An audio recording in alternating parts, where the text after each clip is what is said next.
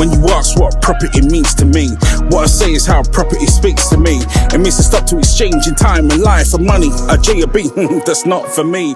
Good morning, good evening, good afternoon, whatever it is. I do the best I can from where I am to turn the Wherever stars you into the new floor beneath them.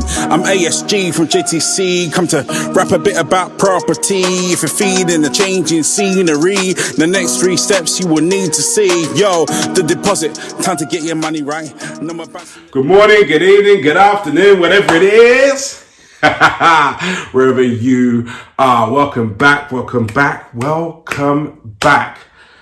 Woo! So, normally on a Monday, what I would do is I would bring you a property presentation video and bring you some of the sexiest, coolest, exciting properties in and around London in itself. And whilst that is great, I did have an attack of conscience. It sprung into my head this morning that actually what might be better to do, especially for the next few weeks moving forward, is to lift the lid on what happened to that property once it hit the market. So over the course of the next 6 weeks, I'm going to pick six of my favorites for various different reasons, and explain what happened once the property went to market, once it went under offer, and talk you through the sales process. Because, trust me, the course to getting keys in your hand never, ever runs smoothly. And I seem to attract some of the most problem cases there is. And it's taken some forward thinking, some focus and some dancing to get around the various different obstacles that have presented themselves along the way. So what we're going to do is going to start with one of my all-time favorites. And I'll tell you the reason why it's my all-time favorite is because it's one of my favorite roads, and it's right smack bang in the neighborhood where I grew up. It's on the road that my little sister went to school on, and that is Culverley Road. Check out the video here, detailing and showing the property, and I'll be back straight afterwards to let you know how it went. Good morning, good evening, good afternoon, whatever it is, wherever you are. We're at it again, and this time we're in my hometown. We're back in Catford, and we are looking at a whopping 4-bedroom Victorian house. This house is absolutely huge. Now, anyone that lives in Catford knows that Culverley Road, Inchmary Road, Bardry Road, Arran Roads, these are roads that you get excited about. These are roads that have spectacular houses on it. These are roads that, as a kid, you ride your bike down, idolizing them. They're wide, they're big, they're bolshy, and boy, the properties on there are there and absolutely fit the bill. Today, we'll take a look inside one of them, and I absolutely can't wait. This property is one of my favorites, and today's going to be a good one. Here we go.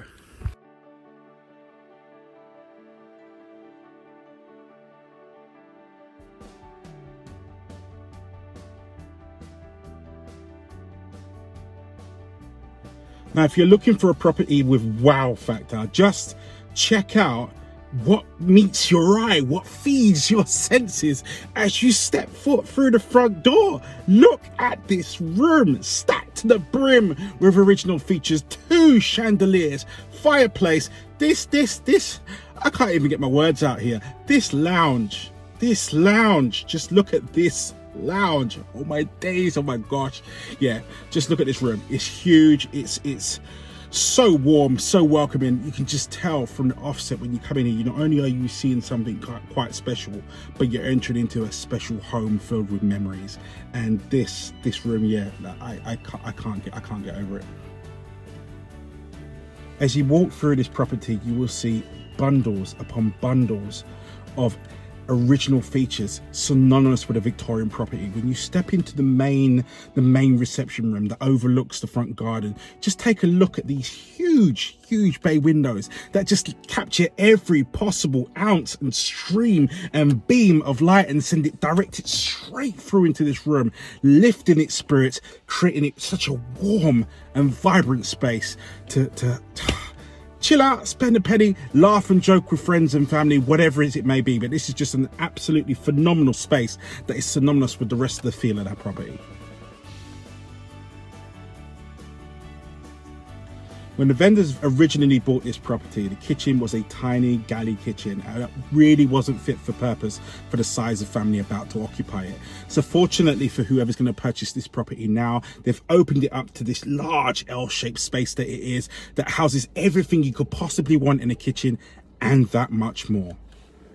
The dining room space has such a lovely feel and flow to it. You can literally imagine the family sat around this dining room table, telling stories for the day, catching jokes, whilst enjoying a wholesome family meal.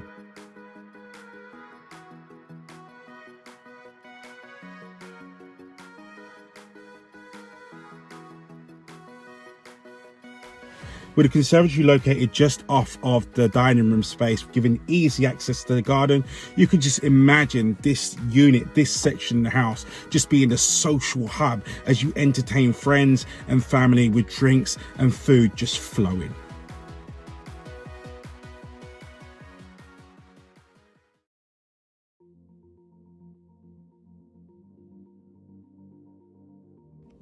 As you head upstairs, the house just keeps giving and giving and giving. Check out this primary bedroom. It should be a suite. It should be a suite, but it's a bedroom. Look at all this space. Look at all these original features. There's a fireplace in there. Check out the lights. Look at the shutters. I mean, this house, I just get so excited. I can't contain my passion for it. This house is it's got so much. It's just got so much to give. And it's going to make an amazing home for whoever purchases it next.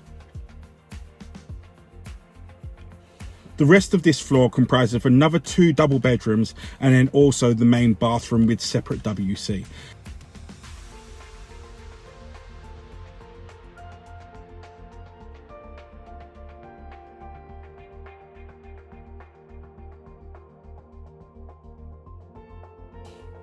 As you step onto the second floor, I'm going to call this the attic suite. You've got a full-on double bedroom with own private ensuite bathroom.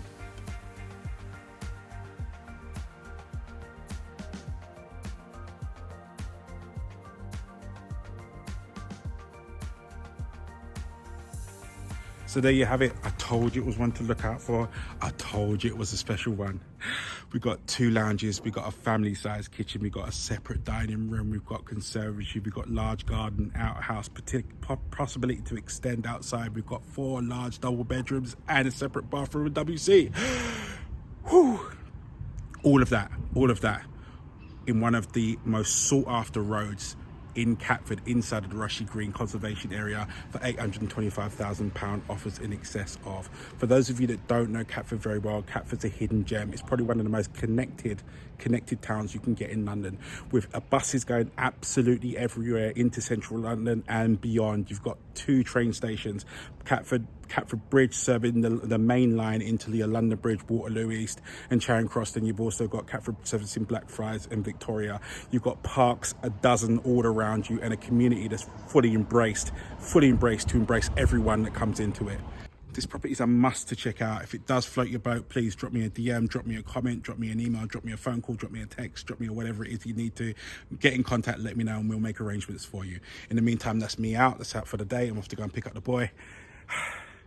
You stay strongly focused, stay focused, and see you in forwards. Woo! What a property. What a property.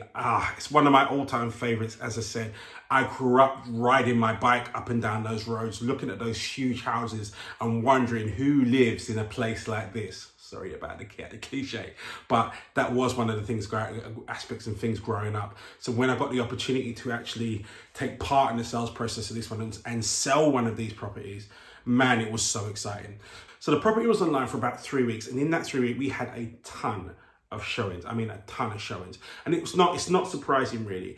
Inside that Rushy Green Conservation Area, inside that belt, it's so appealing. The houses are large, the roads are wide, it's got that appeal to it. So once a property goes under offer and the solicitors are engaged, the solicitor's job is to check through all of the aspects to do with the property, to do with the land, charges over the property, etc., etc., etc. Now, one of the things that popped up was access rights over the land for the property, and there was this sliver, a patch on there where there was a bit of ambiguity over it, and that caused the property sale to lose momentum. And in the end, that was the straw that broke the camel's back and caused the buyer to withdraw. Now, as you can imagine, both us as agents and particularly the vendor in the instance, when a sale falls through, it's so disheartening. You know, the vendors already got their hopes up that they're going to sell the house. They've started making plans and what have you as to what's going to happen once the property is sold, probably engaged removal companies and so on. You know, for us as agents, there's a lot of work and a lot of effort that's gone into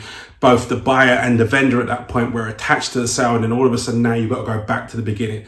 But that's the job. So what we then did, property went back to the market. Now, property went back to market again, started with the showings again, and this time we got two sisters that put an offer in on the property.